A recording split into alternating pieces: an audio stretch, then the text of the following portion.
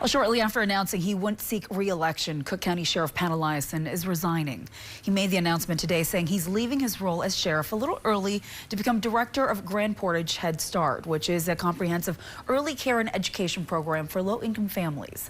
Eliasen spent many years serving Minnesota's northeasternmost county as its top law enforcement officer. He plans to stay on with the sheriff's office through May 8th to ensure an easy transition.